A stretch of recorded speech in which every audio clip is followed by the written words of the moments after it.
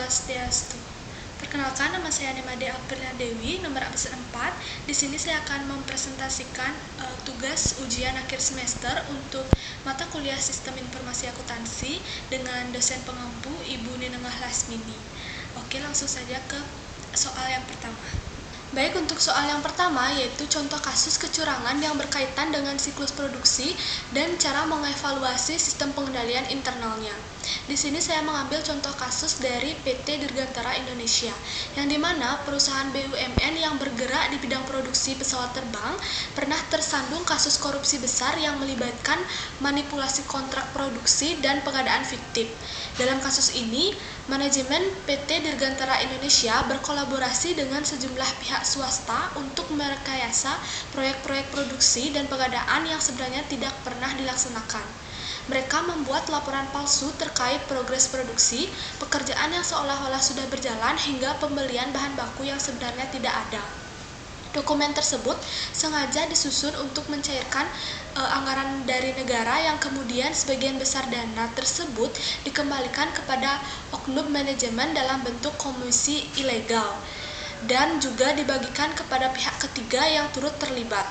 Selain itu, terdapat dugaan bahwa praktik ini telah berlangsung selama beberapa tahun dengan melibatkan jaringan yang cukup luas di internal perusahaan. Akibatnya, negara dirugikan hingga mencapai 315 miliar dan 8,6 juta USD. KPK akhirnya menetapkan beberapa pejabat PT Dirgantara Indonesia sebagai tersangka, termasuk direktur utama dan mantan direktur utama, karena terbukti menyalahgunakan wewenang untuk memperkaya diri sendiri maupun orang lain.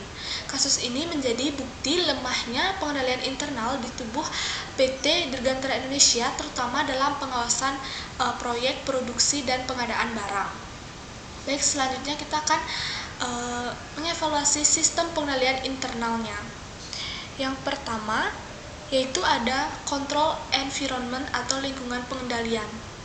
Lingkungan pengendalian di PT Dirgantara menunjukkan kelemahan signifikan, tidak ada komitmen kuat terhadap nilai integritas dan etika di tingkat manajemen, terbukti dari keterlibatan langsung direktur utama dan mantan direktur utama dalam praktik korupsi. Kurangnya keteladanan dari pimpinan menyebabkan budaya kerja yang permisif terhadap kecurangan. Cara pengendaliannya yaitu diperlukan penerapan kode etik secara ketat, pelatihan integritas bagi seluruh karyawan, serta pembentukan komite etik yang mengawasi perilaku manajemen dan pegawai. Yang kedua yaitu ada risk assessment atau penilaian risiko. PT Dirgantara Indonesia gagal melakukan identifikasi dan penilaian risiko atas potensi penyalahgunaan wewenang dalam proses produksi dan pengadaan. Risiko terjadinya manipulasi kontrak dan pelaporan fiktif tidak diantisipasi sehingga tidak ada kebijakan atau prosedur mitigasi yang diterapkan secara efektif. Cara pengendaliannya yaitu perusahaan perlu menyusun peta risiko yang mencakup seluruh proses bisnis utama, melakukan evaluasi secara berkala, serta menetapkan strategi mitigasi untuk area berisiko tinggi terutama dalam pengadaan dan pelaporan. Yang ketiga yaitu ada control activities atau aktivitas pengendalian. Aktivitas pengendalian di PT Dirgantara Indonesia tidak berjalan semestinya. Tidak ada pemisahan tugas yang memadai antara bagian yang membuat kontrak, melaksanakan proyek, dan melakukan verifikasi. Mekanisme verifikasi atas proyek, produksi, dan pengadaan pun lemah sehingga memudahkan laporan fiktif lolos tanpa dicek kebenarannya.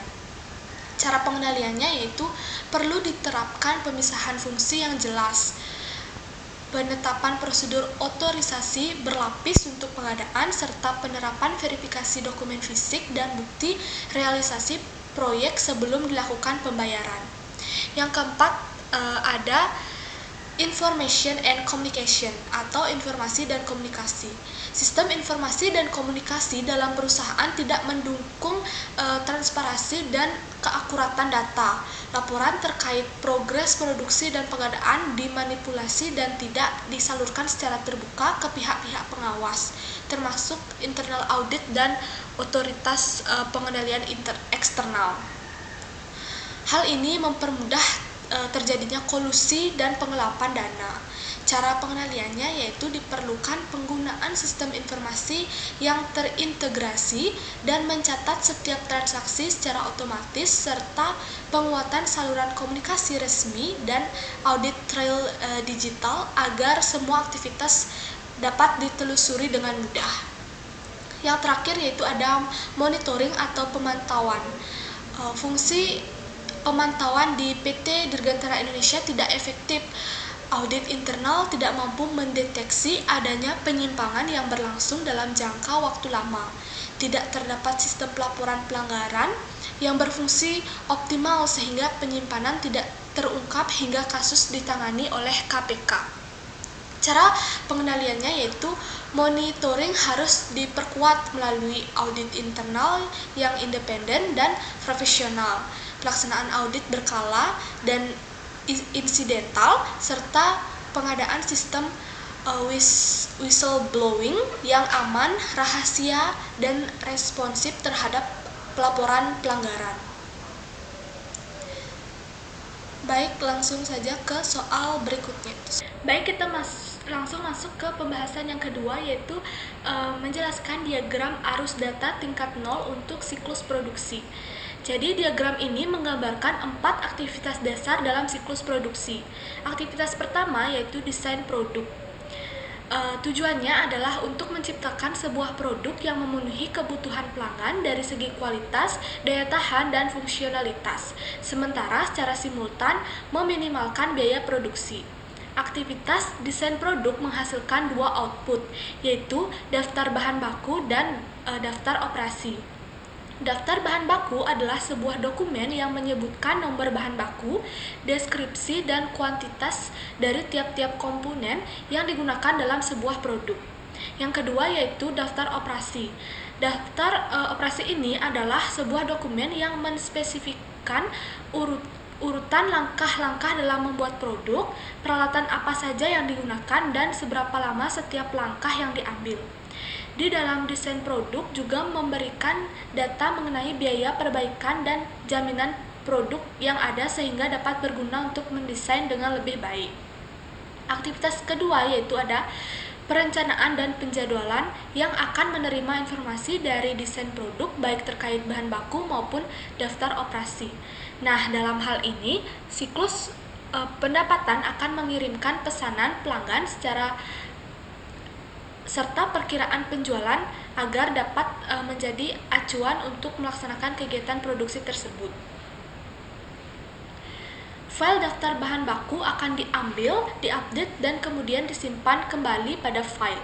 Perencanaan dan penjadwalan akan mengirimkan informasi mengenai permintaan pembelian pada siklus pengeluaran berupa bahan baku dan juga overhead yang selanjutnya akan diberikan pada akuntansi biaya.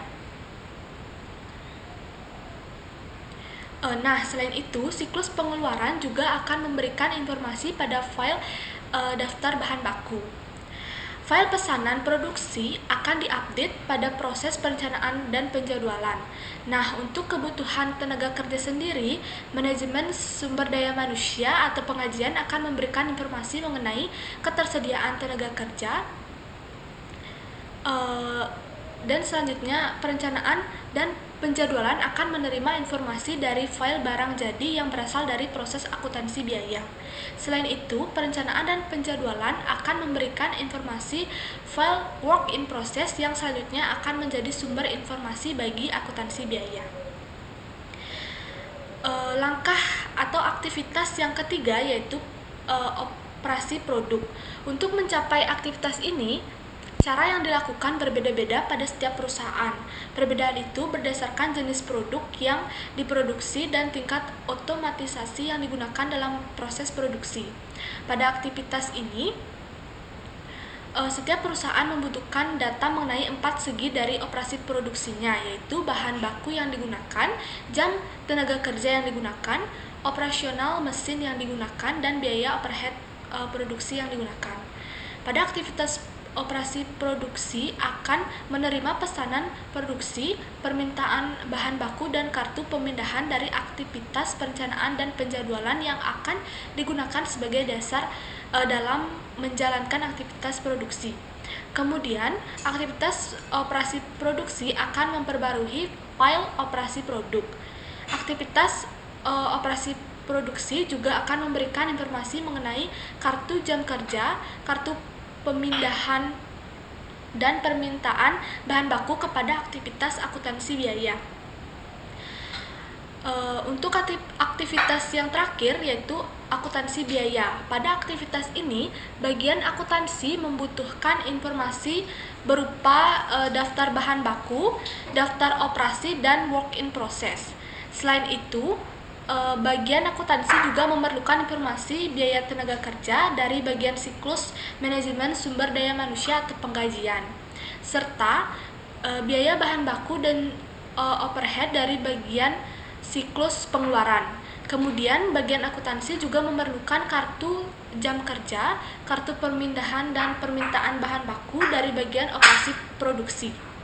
Dokumen-dokumen tersebut kemudian diproses untuk menentukan informasi mengenai data penggunaan bahan baku, biaya tenaga kerja langsung, penggunaan mesin dan peralatan, serta biaya overhead pabrik. Aktivitas ini menghasilkan laporan yang kemudian diserahkan kepada manajemen dan juga mengirimkan informasi mengenai harga pokok produksi ke sistem buku besar dan pelaporan. Setelah itu, bagian ini akan menyerahkan barang jadi ke bagian siklus pendapatan untuk dijual kepada pelanggan. Segitu penjelasan mengenai diagram arus data tingkat 0 untuk siklus produksi. Kita langsung masuk ke pembahasan yang ketiga. Untuk pembahasan yang ketiga yaitu menjelaskan flowchart penjualan kredit. Nah, dimulai dari proses menerima order dari pelanggan, kemudian bagian penjualan membuat purchase order sebanyak 2 rangkap. Lembar pertama untuk bagian penagihan yang akan digunakan nanti untuk dasar membuat faktur. Dan lembar yang kedua akan diarsip oleh bagian penjualan.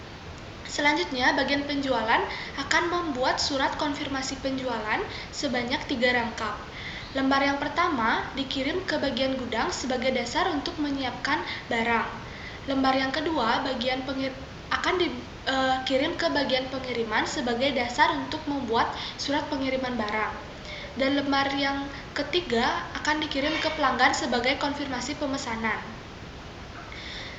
Lanjut ke bagian gudang.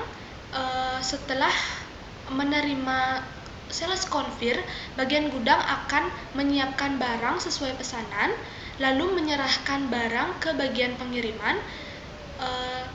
Selanjutnya, menyerahkan kembali sales confirm pada bagian pengiriman bersama barang, dan selanjutnya akan mencatat transaksi ke dalam kartu gudang untuk keperluan stok internal.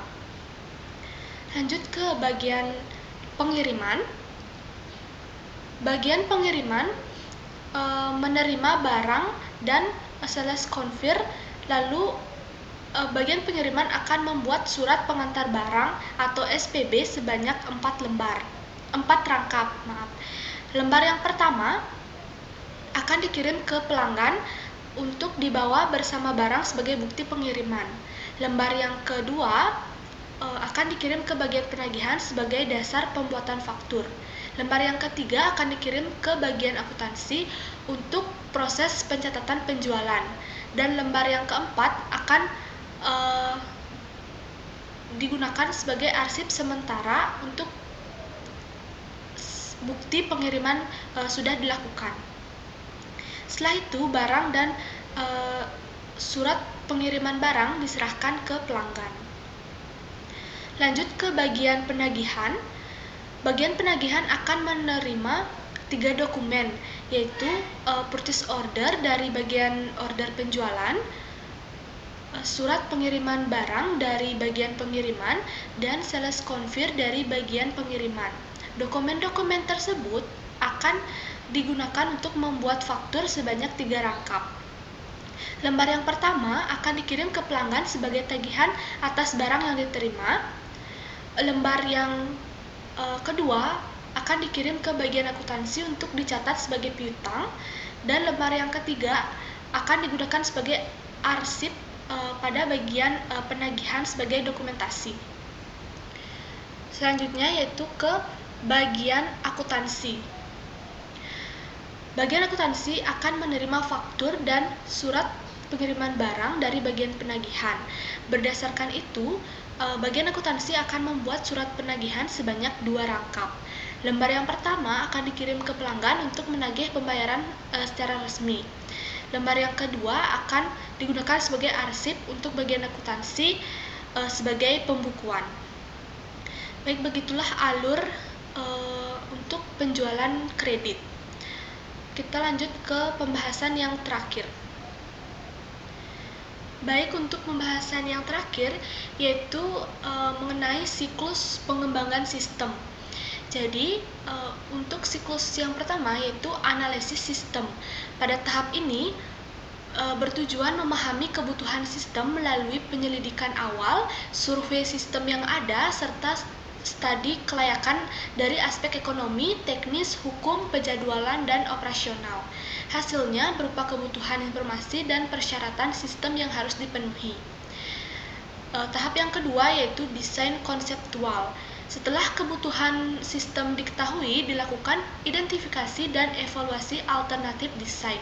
Spesifikasi desain konseptual kemudian dikembangkan sebagai dasar untuk tahap perancangan teknis tanpa masuk ke detail implementasi. Lalu tahap yang ketiga yaitu desain fisik. Pada tahap ini, desain konseptual diterjemahkan ke dalam rancangan teknis seperti desain output, database, input, program, prosedur, dan pengendalian sistem agar siap diimplementasikan. Lanjut ke tahap yang keempat, yaitu implementasi dan konversi. Pada tahap ini mencangkup pemasangan perangkat keras dan lunak, pelatihan personel, pengujian sistem, penyusunan dokumentasi, serta konversi dari sistem lama ke sistem baru hingga sistem siap digunakan secara operasional. Lanjut ke tahap yang terakhir yaitu operasi dan pemeliharaan. Setelah sistem berjalan, dilakukan pengoperasian sekaligus pemeliharaan untuk memastikan sistem tetap optimal. Jika diperlukan, sistem dimodifikasi atau disempurnakan sesuai kebutuhan baru atau untuk memperbaiki kekurangan. Baik, sekian penjelasan mengenai siklus pengembangan sistem. Baik, sekian pemaparan materi dari tugas ujian akhir semester untuk mata kuliah Sistem Informasi Akuntansi. Saya mohon maaf jika ada kekurangan saat penyampaian. Sekian, terima kasih. Om Santi, Santi, Santi, Om.